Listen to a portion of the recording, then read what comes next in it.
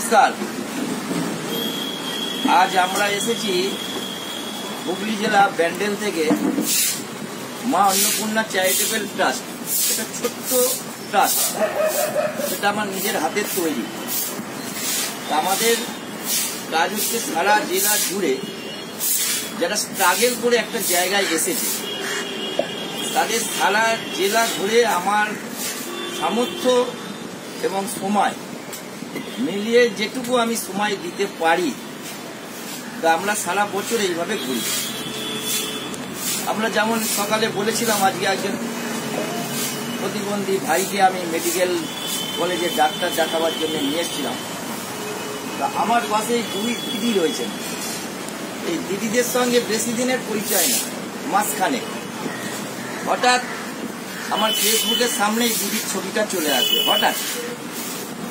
তো আমি সেইটা দেখেই সেই দিন থেকে আমি যোগাযোগ করার চেষ্টা করছি যে দিদিদের সঙ্গে একটু যোগাযোগ করব। তা আমরা এইসব যেসব মানুষ স্ট্রাগল করে একটা জায়গায় আসে তাদের একটু প্ল্যাটফর্ম পেয়ে মানুষের সামনে একটু তাদের তুলে ধরি। যদি সেখান থেকে তাদের দোকানদারি বলো না, যেইভাবে কোনো রকম যদি সাহায্য বা কেউ সহযোগিতা, কেউ এসব পাশে দাঁড়াতে, এই কাজটা হচ্ছে আমার কাজ। তার মধ্যে আমি ওই দাদাগিরিতে একটু ছিলাম, যাদের পারি বা তারা যাদের ডাকে আমি অ্যাপ্লাই করে দিই। তারা যদি বোঝে যে এই মানুষ দুটোকে আমাদের দিদি নাম্বার ওয়ানে চান্স দেবো, তারা ডেকে নেয়, তাদের ইন্টারভিউ করে। আমি তাহলে একটা যোগসূত্রটা আমি করে দিই। দিদি নাম্বার ওয়ানে আমি বললেও এনারা যাবেন না, আমি যোগসূত্রটা করে দিই। এবার ওরা যদি বোঝে যে এদের দরকার, আমার ভিডিও চলে যাবে তাদের কাছে। তারা যদি বোঝে তারা তাদের জ্ঞান করবে। তো এইবার আমরা দুই দিদির কাছে একটু তাদের স্ট্রাগেলের কথাটা আমরা একটু শুনি। দিদি বলুন।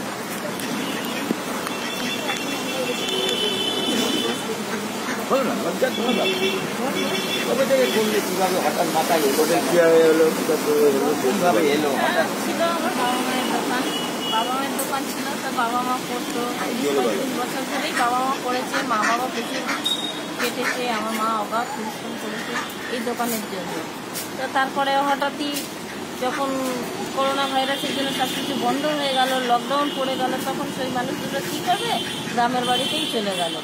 এবার গ্রামের বাড়িতে চলে গেল, এবার ওনাদের চলবে কী করে, ওনাদেরও তো কিছু দরকার।